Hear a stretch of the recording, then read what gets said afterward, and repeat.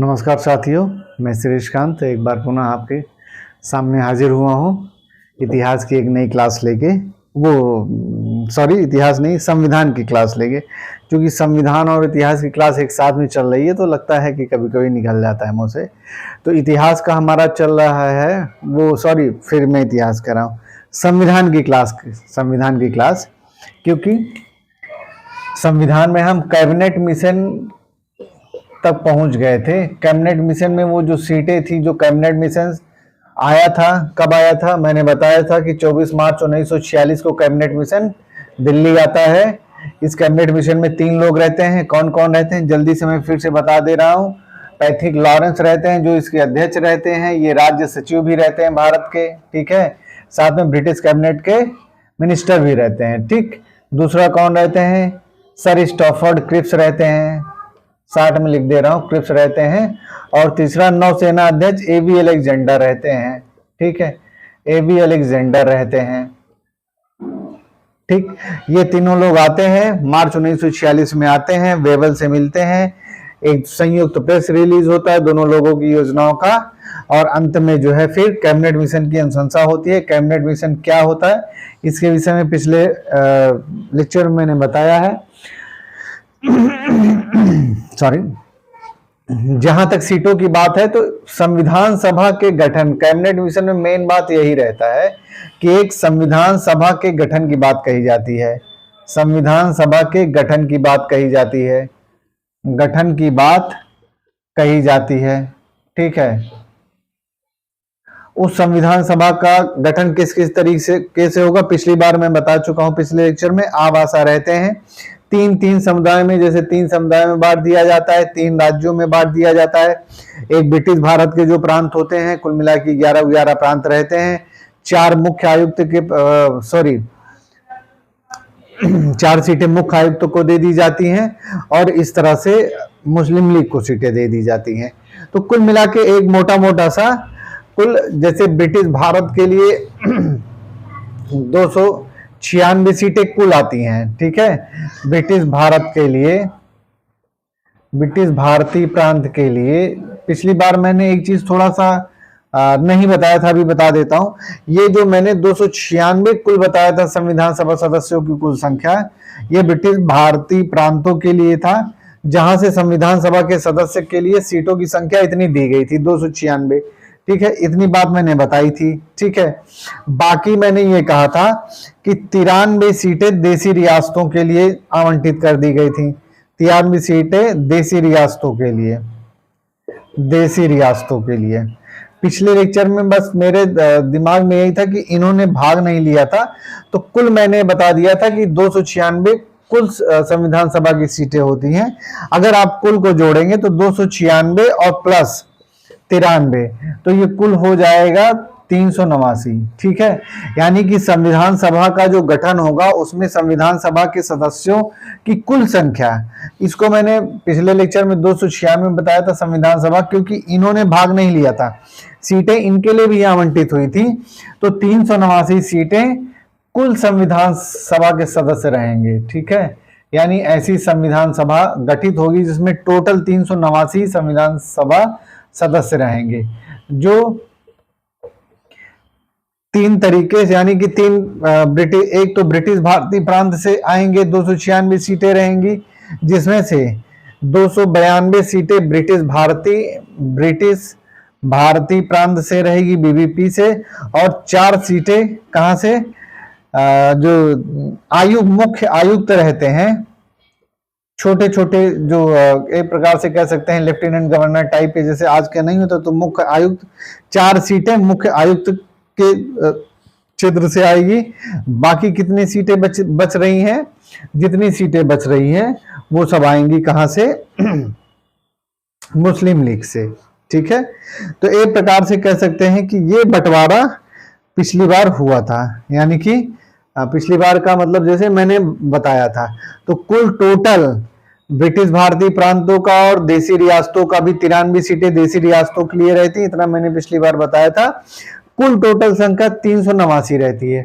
इस 389 में जो बंटवारा होता है वो इस तरह से होता है, 292 ब्रिटिश भारतीय प्रांत के लिए, 4 मुख्य आयुक्त सदस्यों के लिए और 93 सीटें देशी रियासतों के लिए रहती हैं।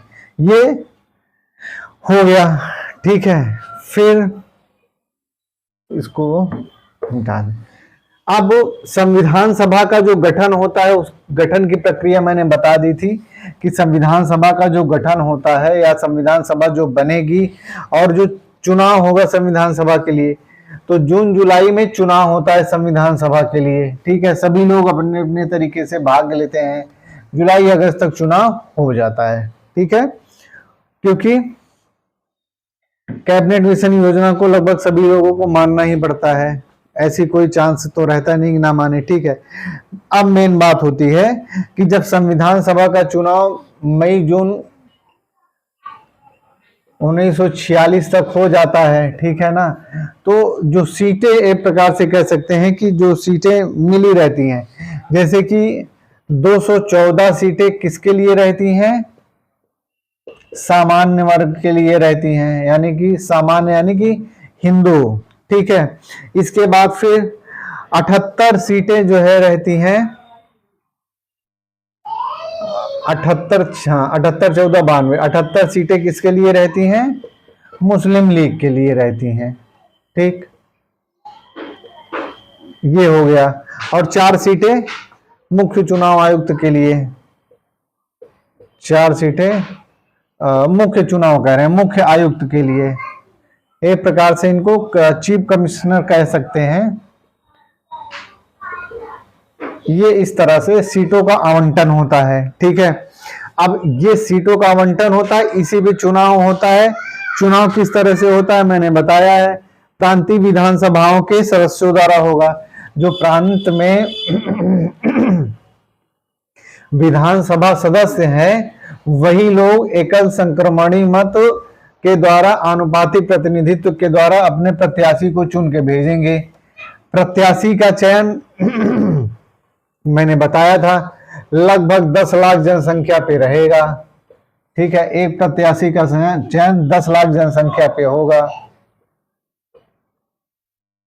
10 लाख जनसंख्या पर लिख दे रहे हैं, एक प्रत्याशी होगा, ठीक है।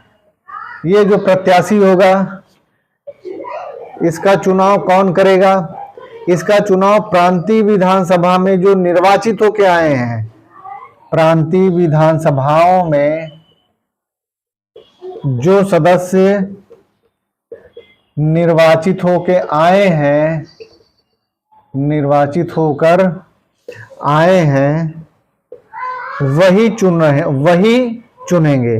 क्योंकि जो संविधान सभा के ये संविधान सभा के सदस्यों के चुनाव के विषय में मैं बता रहा हूं। कैबिनेट मिशन समाप्त हो गया था, संविधान सभा का गठन उसमें मेन बात थी कि एक संविधान सभा बनेगी।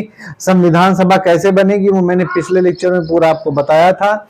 तो मैं इस समय संविधान सभा का जो गठन होने जा रहा है, जो चुनाव हुआ है, वो चुनाव कौन प्रत्याशी कैसे खड़ा हो सकता है, कितनी जनसंख्या पे खड़ा हो सकता है, कौन चुनेगा, किस विधि से चुनेगा, ये जो प्रत्याशी चुने जाएंगे ये अप्रत्यक्ष विधि रहेगी, ठीक है। अप्रत्यक्ष विधि रहेगी, डायरेक्ट चुनाव नहीं हो रहा है। डायरेक्ट इसलिए नहीं हो रहा है कि जो प्रांतीय विधानसभाओं में, इसको इसी तरीके से समझ लीजिए जैसे आज हमारे यहाँ राज्यसभा का चुनाव होता है, राज्यसभा ऊपरी सदन है, तो राज्यसभा के चुनाव की प्रक्रिया क्या है, एकल संक्रमणी मत आनुपातिक प्रतिनिधित्व है, ठीक है। चुनता कौन है, जो राज्यों के विधानसभाओं के सदस्य होते हैं। हम लोग राज्य में यानी प्रदेश की, मान लीजिए मैं उत्तर प्रदेश की बात करता हूं तो आपको समझ में आ जाएगा। हमारी जो उत्तर प्रदेश की विधानसभा है उसके जो प्रत्याशी एमएलए होते हैं, जो विधायक होते हैं, उनको डायरेक्ट मतदान के द्वारा चुन लिया जाता है। वो चले जाते हैं विधानसभा में, बैठ गए, एमएलए हो गए, मंत्री हो गए, ठीक, विधानसभा में। अब ये जो विधायक एमएलए में चुन के गए हैं, जब राज्यसभा का चुनाव होता है तो ये लोग हमारे प्रतिनिधि के तौर पे किसको वोट देते हैं, जो राज्यसभा के सदस्य के लिए खड़ा होता है, जिस सीट के लिए, ठीक है। तो ये बिल्कुल वही फार्मूला है ठीक है। यहां पे भी राज्यसभा में अप्रत्यक्ष मतदान हो रहा है, डायरेक्ट तो हम राज्यसभा के कैंडिडेट को चुन नहीं रहे हैं। ये बिल्कुल वैसी ही व्यवस्था है जैसे राज्यसभा की आज चल रही है। ठीक है, तो हमारे संविधान सभा के जो सदस्यों का चुनाव हुआ है वो इसी आधार पे हुआ है। लगभग 10 लाख जनसंख्या पे एक प्रत्याशी रहेगा, और 10 लाख जनसंख्या ये ब्रिटिश भारतीय प्रांतों के लिए है, ब्रिटिश भारतीय प्रांतों के लिए, देशी रियासतों के लिए नहीं है। मैं फिर से कह दे रहा हूं, ठीक है। यानी कि ब्रिटिश भारतीय प्रांतों के लिए कितना है सीटें? 296, जिसमें से 4 निकाल दीजिए मुख्य आयुक्त के लिए, तो 292। ये जो पूरा चुनाव हो रहा है 292 सीटों के लिए हो रहा है, और 10 लाख जनसंख्या पे एक प्रत्याशी खड़ा हो रहा है। ठीक है, चुनाव कैसे हो रहा है, किस विधि से? अप्रत्यक्ष विधि द्वारा हो रहा है। दूसरी बात, वयस्क मताधिकार पे आधारित नहीं है, वयस्क मताधिकार पर आधारित नहीं है। ये जो हमारे संविधान सभा बनती है, जो आप एक कॉन्स्टिट्यूशन देख रहे हैं, हमारा जो पवित्र संविधान है, उस संविधान को बनाने के लिए, ठीक है ना, एक संविधान सभा का गठन किया जाता है। उस संविधान सभा में लोग चुन के जाएंगे, लोग नहीं चुनेंगे डायरेक्ट, प्रांत में जो स्टेट का प्रांतीय विधानसभा है वहां के जो सदस्य हैं वो चुनेंगे, उनको वो वोट करेंगे। ठीक है, तो इस तरह से है, अप्रत्यक्ष विधि पे है, वयस्क मताधिकार पे आधारित है। ठीक है, एकल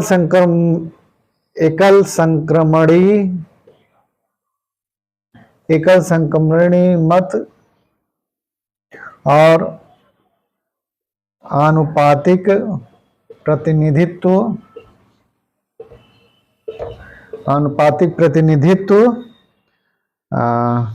प्रणाली कह लीजिए, और आनुपातिक प्रतिनिधित्व तरीके से चुनाव होता है, निर्वाचन होता है। ठीक है, से मतदान होगा कह दीजिए, जो भी कहना चाहें। तो ये है आपका मोटा मोटा जो चुनाव होगा एक प्रत्याशी का।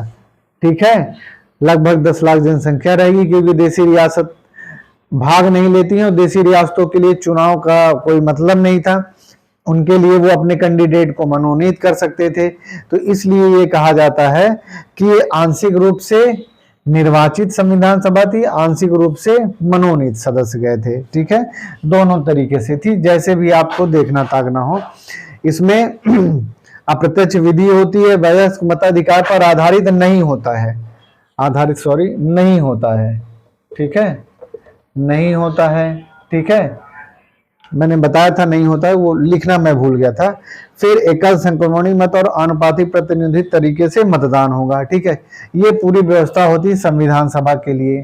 ठीक, कौन कितनी सीटों पे लड़ रहा है ये भी मैंने बताया कि 214 सामान्य लोगों के लिए मिलता है, और बाकी सीटें जो है मुस्लिम लीग के अपने अपने तरीके से लोग जीत के आते हैं। वो इतिहास का मुद्दा है, जब पढ़ाएंगे इतिहास तो उसमें बताएंगे। अब क्या होता है, संविधान सभा का निर्माण इस तरीके से होता है, और एक संविधान सभा गठित होती है, नतीजा आता है। कुल मिला के कांग्रेस कई जगह पे एकदम से कह सकते हैं कि अधिकांश सीटें जहां पे वो खड़ी होती है वो जीत लेती है, और मुस्लिम भी अपना जीत ही लेती है। 78 सीटों में से लगभग 73 सीटें मुस्लिम लीग जीतती है, 214 सीटों में से 205 सीटें शायद कांग्रेस जीतती है, और 78 सीटों में से जो है 73 सीटें मुस्लिम लीग जीतती है। ऐसा ही कुछ है। ठीक है, ये इसको जीतती है, इसको कभी पूछते नहीं, पर मैं बता दे रहा हूं। ठीक है, तो ये मोटा मोटा रहता है। अब जब संविधान सभा का गठन हो जाता है, ठीक, तो फिर क्या होता है, उसके पहले ही एक अंतरिम सरकार का गठन कर दिया जाता है। ठीक है, क्योंकि एक अंतरिम सरकार रहेगी तभी तो व्यवस्था को चला पाएगी। अंतरिम सरकार कार्यकारी रहती है, और जो संविधान सभा का गठन होता है वो दूसरी व्यवस्था होती है, यानी कि वो विधायिका का काम हो जाता है संविधान सभा का गठन। ठीक है, तो कैबिनेट मिशन हो गया, संविधान सभा का जो गठन हो रहा है उसके प्रत्याशी कैसे कितनी सीटों पे आ रहे हैं जीत के, वो मैंने बता दिया। अब देखते हैं कि जो संविधान सभा का गठन होता है, संविधान सभा की प्रथम बैठक कब होती है? प्रथम बैठक कब होती है? ये तो आप लोगों को बिल्कुल पता ही होगा, ये होती है 9 दिसंबर 1946 को प्रथम अस्थायी बैठक होती है, या कह सकते हैं अस्थायी अध्यक्ष। प्रथम बैठक होती है ये 9 दिसंबर 1946 को, अस्थायी बैठक नहीं, अस्थायी अध्यक्ष, ठीक है। तो इसमें जो अस्थायी अध्यक्ष रहते हैं वो कौन रहते हैं? डॉक्टर सच्चिदानंद सिन्हा जी रहते हैं, ठीक है। सबसे संविधान सभा के सबसे वयोवृद्ध सदस्य रहते हैं, और जो इनका निर्वाचन किया गया था वो फ्रांस के तर्ज पे किया गया था। फ्रांस के तरीकों को अपनाया गया था, क्योंकि फ्रांस में ये परंपरा थी कि जो सबसे वयोवृद्ध होता था, तो सबसे वयोवृद्ध डॉक्टर सच्चिदानंद सिन्हा थे, तो फ्रांस के तरीकों को अपनाया गया था, ठीक है। प्रथम बैठक 1946 में शुरू हो जाती है। फिर सॉरी, मुस्लिम लीग इसमें भाग नहीं लेती है। मुस्लिम लीग संविधान सभा की बैठक में भाग नहीं लेती है, ठीक। संविधान सभा की बैठक में भाग नहीं लेती है। क्यों नहीं लेती है मैं अभी आपको बता रहा हूं, नहीं लेती है, ठीक। मुस्लिम लीग इसलिए संविधान सभा में भाग नहीं लेती है कि मुस्लिम लीग की सीटें जो है वो कितनी है? 73 सीटें वो मात्र जीती है, ठीक है। कुल सीटें कितनी हैं? 292 सीटें हैं। कांग्रेस ने कितना जीता है? 205 जीता है। 214 सामान्य की सीटें रहती हैं, जिसमें से कांग्रेस 205 जीत लेती है। तो मोहम्मद अली जिन्ना को लगता है कि हमारा अनुपात लगभग 25% है, जबकि हमारी जनसंख्या ज्यादा है। इस अनुपात में संविधान सभा में बहुसंख्यक हिंदू रहेंगे और मुस्लिम लीग के अधिकारों का हनन हो जाएगा, ठीक है। वो संविधान सभा के चुनाव में भाग लेती है मुस्लिम लीग, लेकिन वो संविधान सभा के गठन में भाग नहीं लेती है, ठीक है। इसी वजह से मुस्लिम लीग ने एक काम किया कि उन्होंने इस बात को जो है जो वायसराय रहते हैं उनसे अवगत कराया, जिन्ना ने एक प्रतिनिधि के साथ में, कि हम इन कारणों, प्रमुख जो कारण बताया गया वो कारण यही बताया गया है कि बहुसंख्यकों के अनुपात में हमारी संख्या बहुत थोड़ी है, हमारे अधिकार जो है वो बिल्कुल से सुने नहीं जाएंगे, ठीक है। इसी वजह से 16 अगस्त 1946 को मुस्लिम लीग ने सीधी कार्रवाई दिवस का, मुस्लिम लीग ने, मैं बता दे रहा हूं, फिर से इतिहास में बताऊंगा, सीधी कार्यवाही दिवस पूरे भारत में मनाया, ठीक है। सीधी कार्यवाही दिवस का आह्वान किया 16 अगस्त 1946 को। क्यों किया था? इसीलिए किया था क्योंकि उनको ये लग रहा था कि हमारे साथ में जो है छल कपट हुआ है, भले भी हमने सब कुछ कर लिया है, ठीक है। एक मिनट साथियों,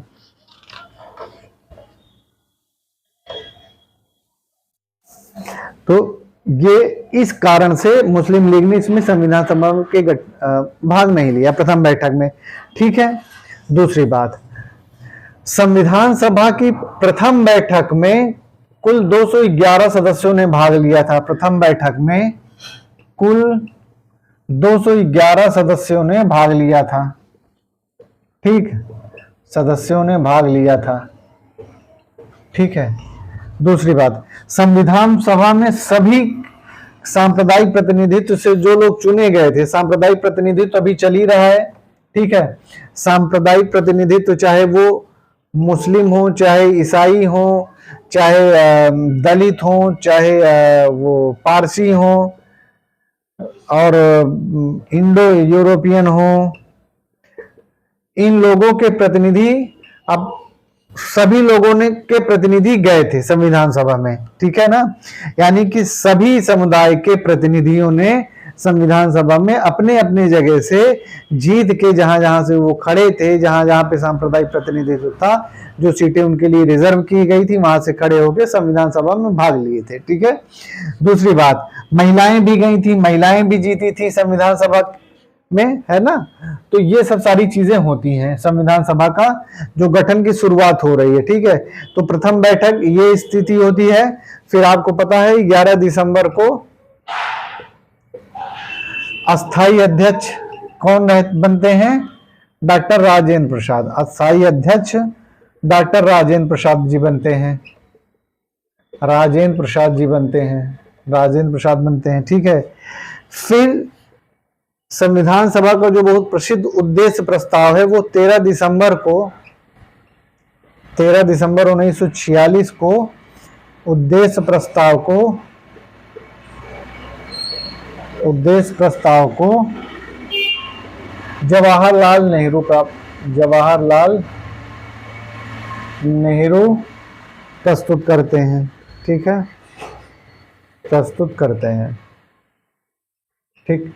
ये हो गया मोटा मोटा 11 दिसंबर, हाँ 11 दिसंबर तक यानी अस्थाई अध्यक्ष तक संविधान के बनने की प्रक्रिया, ठीक है।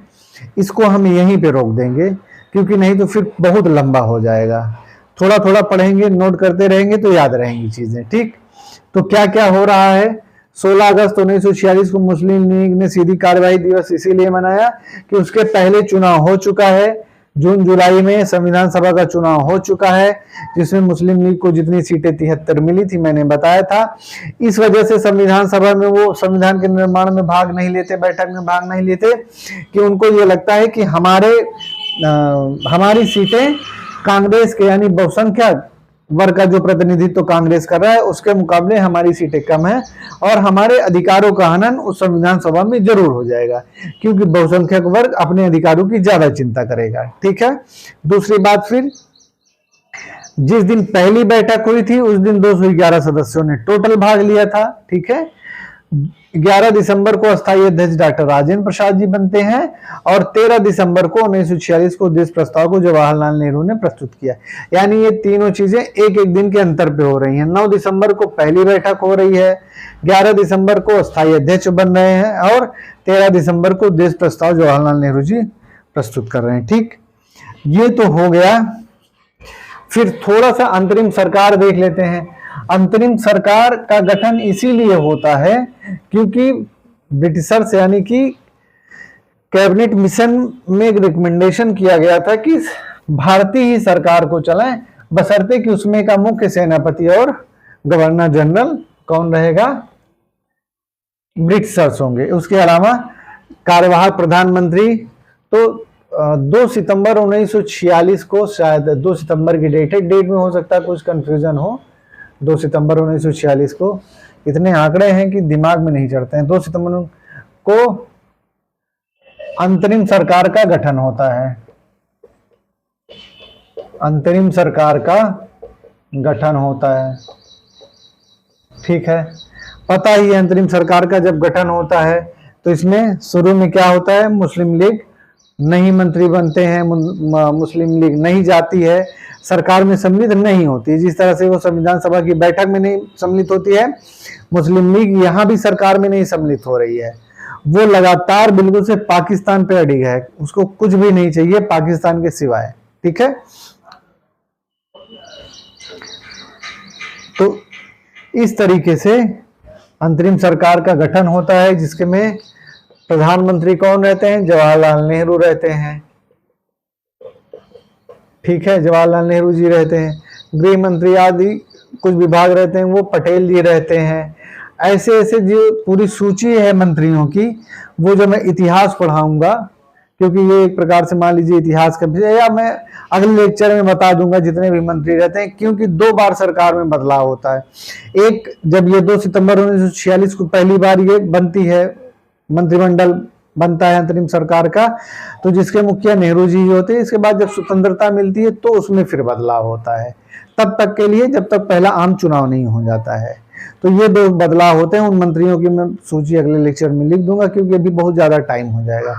तो कैबिनेट मिशन और उससे संबंधित जो भी बातें रहती हैं वो यही हैं। अभी हम 1947 तक नहीं पहुंचे हैं, ठीक है, क्योंकि 1947 पहुंचने के लिए अभी बीच में पापड़ बेलना पड़ेगा। पापड़ का मतलब बहुत सारी बातें हैं, मेरी पूरी कोशिश रहती कि 1947 में पहुंच चला जाए, लेकिन इतना इस समय मटेरियल है, इसमें बताने के लिए इतनी चीजें हैं, विषय वस्तु है कि कुछ कहने की बात नहीं। एक मिनट, एक मिनट।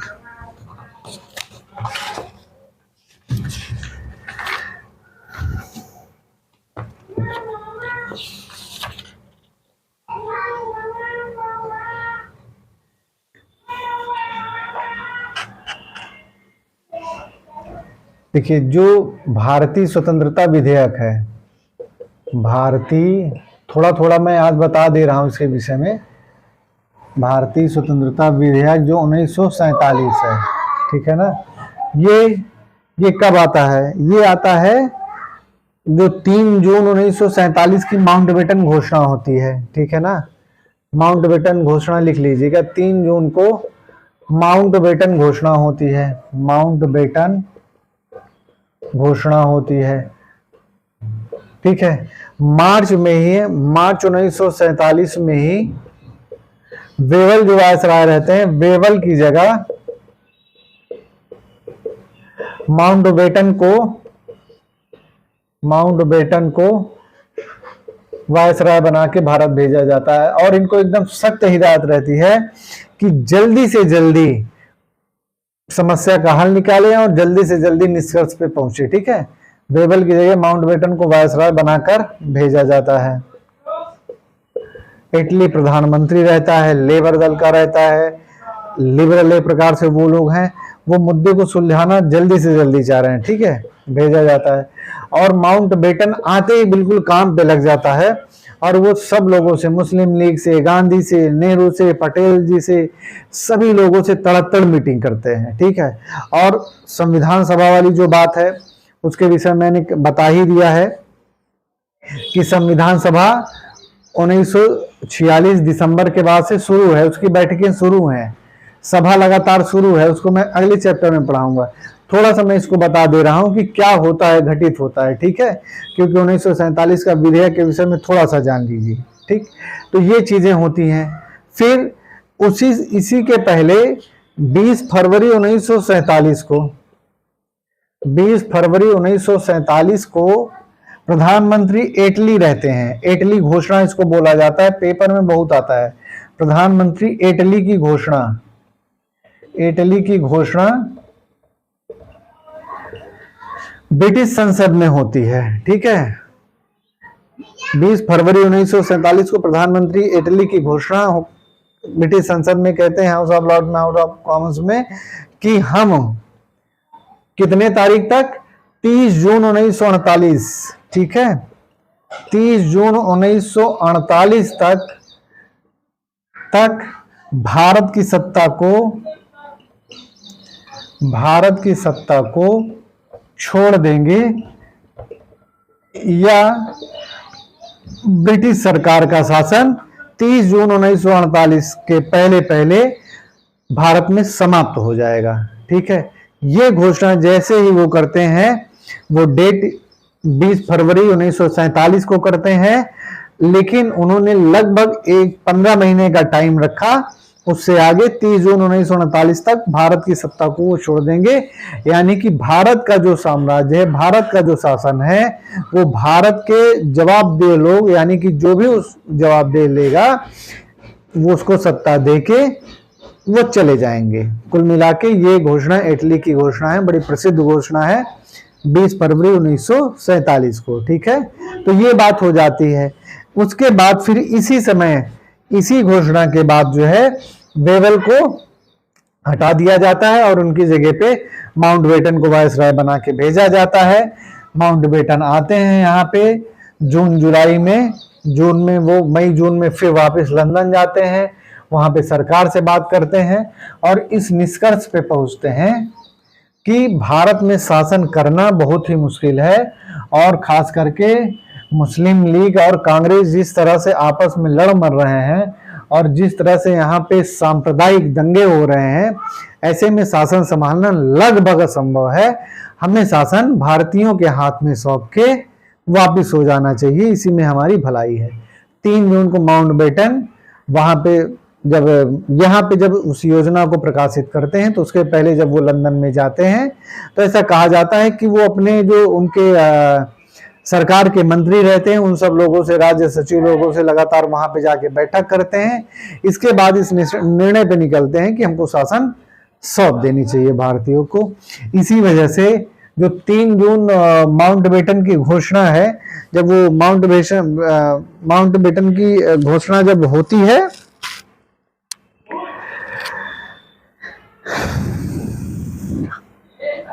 तो ये लगभग हो गया है कि सरकार जल्दी से जल्दी भारत का शासन छोड़ करके चली जाएगी।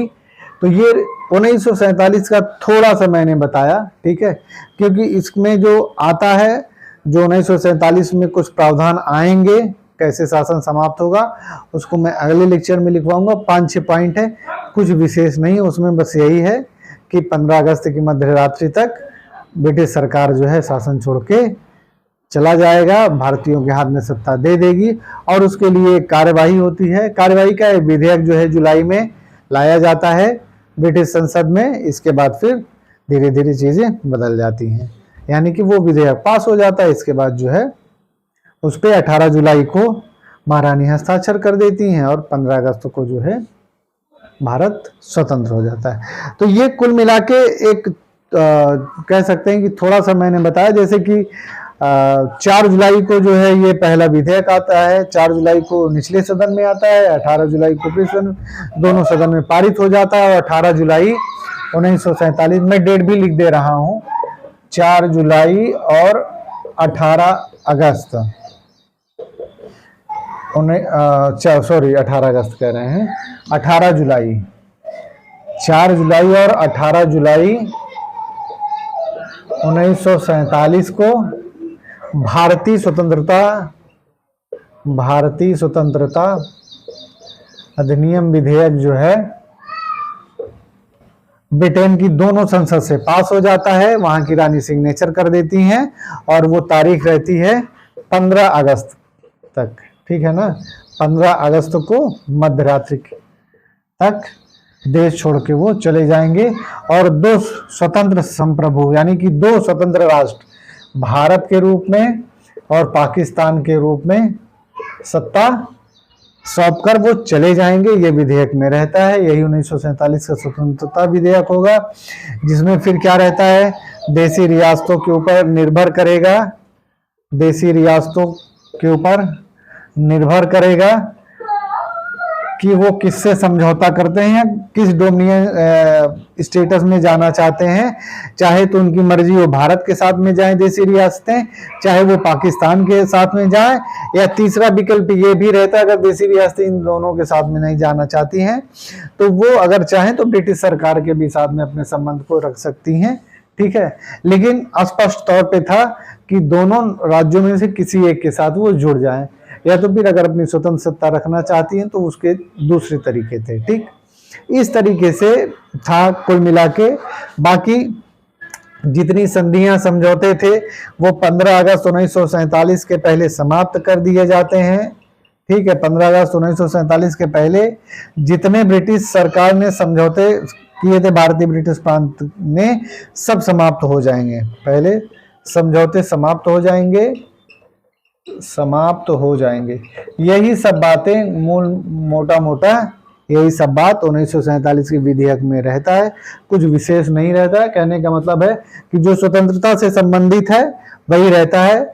वायसराय का पद समाप्त कर दिया जाता है, राज्य सचिव का पद समाप्त कर दिया जाता है, भारत की साम्राज्ञी जो उपाधि रहती है उसको समाप्त कर दिया जाता है।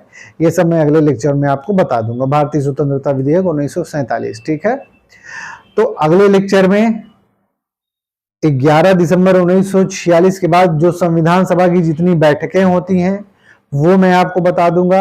संविधान सभा में कितनी महिलाएं रहती हैं वो मैं बता दूंगा, कोशिश करूंगा, ठीक है। शायद 15 के करीब में है, शायद 15 या 11 ऐसे ही है कुछ। इसके बाद फिर जितने अंतरिम सरकार के मंत्री रहेंगे उनकी मैं सूची बना दूंगा, क्योंकि ये सब डेटा वाले हैं, इधर का उधर हो जाएगा, आपके प्रश्न उत्तर गलत हो जाएंगे, ठीक है। तो मेरी पूरी कोशिश रहेगी कि अगले लेक्चर में मैं तीनों चीजों को सिर्फ लिखवा ही दूं। मैक्सिमम चीजें 1947 के विषय मैंने आपको बता ही दिया है कि ये मोटा मोटा रहता है, ठीक है। बाकी उसको मैं तरीके से लिखवा दूंगा। तो ठीक है साथियों, आज के लिए इतना ही, मिलते हैं अगले लेक्चर में। चैनल को प्लीज सब्सक्राइब कर लीजिए, जितने भी लोग देख रहे हैं अपने साथियों को जरूर भेजिए, ठीक है, अपने दोस्तों को बताइए, जहां पे हो सके थोड़ा सा सहयोग करिए, सब्सक्राइब करवा के अपने यार दोस्तों से, जैसे भी अपने सुझाव हो उसको जरूर दीजिए, ठीक है। नमस्कार साथी।